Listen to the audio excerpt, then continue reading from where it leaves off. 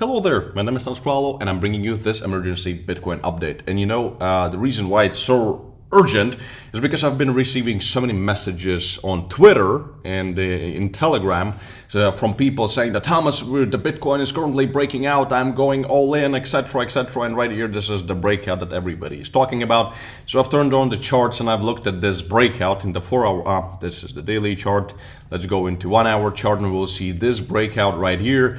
And I really wanted to make this emergency video and to explain whether you should long this breakout or you should actually hold off and the reasons why. So this is what this video is going to be all about. So if you're into Bitcoin, cryptocurrencies, or in general, or you're into longing or shorting Bitcoin, then this video is for you. And please smash up that like button, because right now, as Bitcoin is going down, everybody's losing interest in Bitcoin, etc., and in YouTube videos in general. So smash up the like button to show me your support, so that the algorithms will know, the YouTube algorithms will know that this content is still relevant for those who know that actual slowdown in the market is the best time to get in.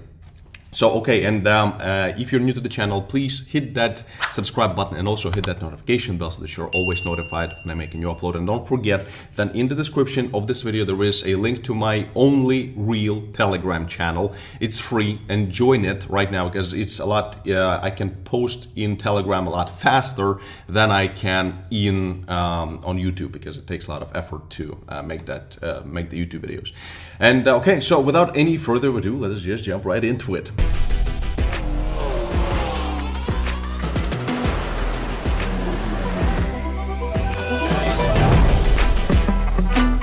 Okay, so most importantly, what we have to understand currently is that we are obviously slowly grinding our way to the bottom, right?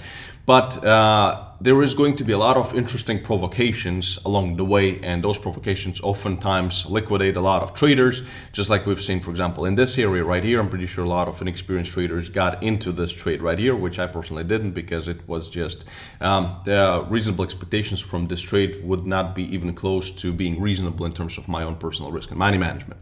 Now, and also with so many things that are happening right now in the world in general, that it wouldn't really make that very much sense, to be honest. So this is what I really want to mention in this video. And remember that the Kralo online trading competition is currently happening, and you can still join it and win up to $50,000. There's a $50,000 up to $50,000 prize pool, and also the top winner takes a guaranteed seat at Kralo Trading Show Season 2. The link is in the description as well as in the pinned comment, and registration is absolutely free. And there is also a video instruction of how to actually participate and how it all works, etc. So go and join it right now, and you can follow my trades here on this YouTube channel, which is going to give you an upper hand, and just use my analysis in general, which is going to give you an upper hand as a trader in that competition. And yeah, so that's quite awesome, and join it right now.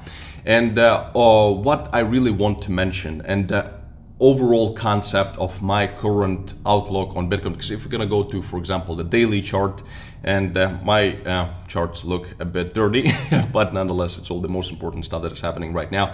We are in this falling wedge right here, and a lot of people were looking for a break out of this falling wedge to trade the price up to at least 44,700 right here. However, is this a good idea right now?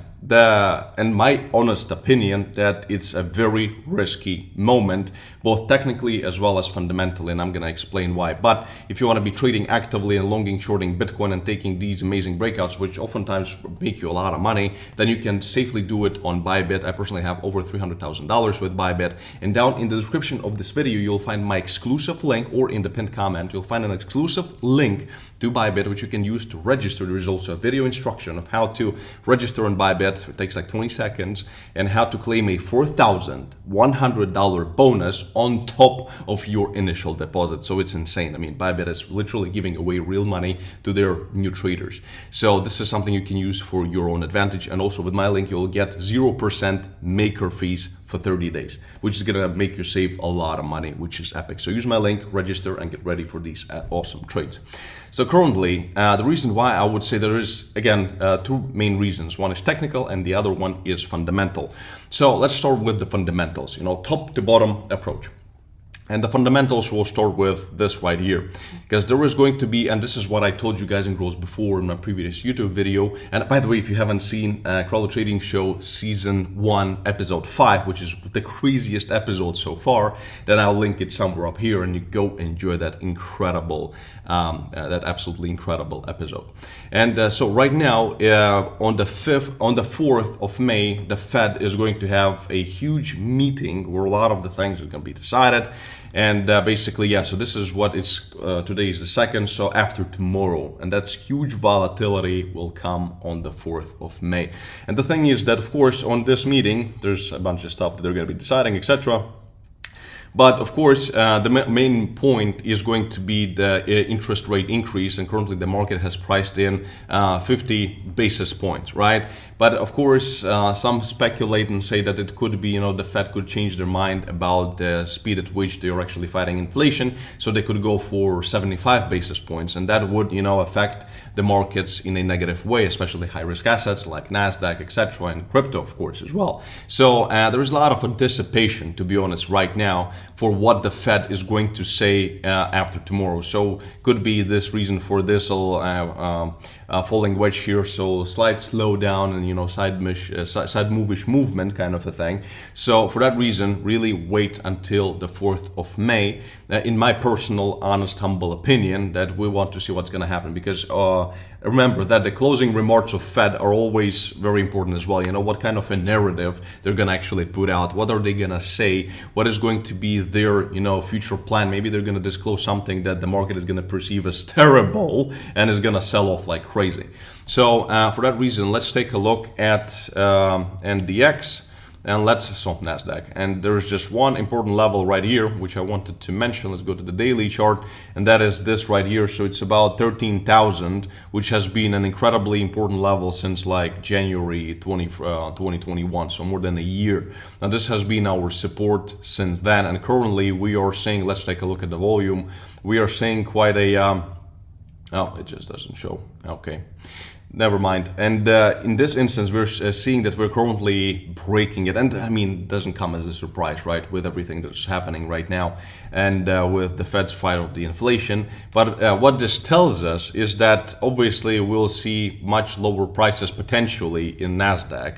And we still, compared to the previous drops and big corrections of Nasdaq, we still have a long way to go. So the same thing goes for S&P 500. Let's just take a look at this bad boy right here, and we're gonna see, we don't need the volume here, we're gonna see also the most important level right now is right here at about 4,125 points.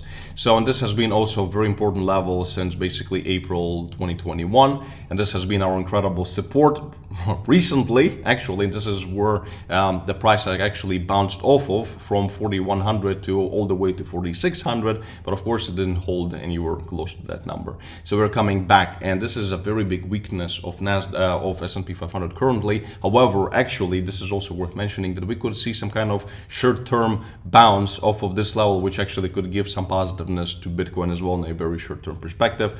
But this isn't something that you really should hope for, because in general, with all the things that are happening that I've just mentioned, it makes more sense to be more cautious, on a cautious side.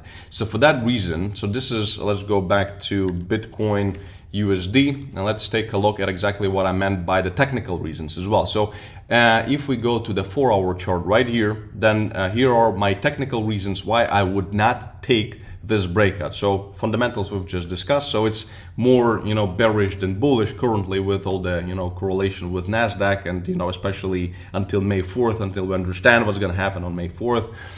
Then this right here is a very dangerous, let's take a look at the volume. This is a very dangerous attempt to trade this breakout.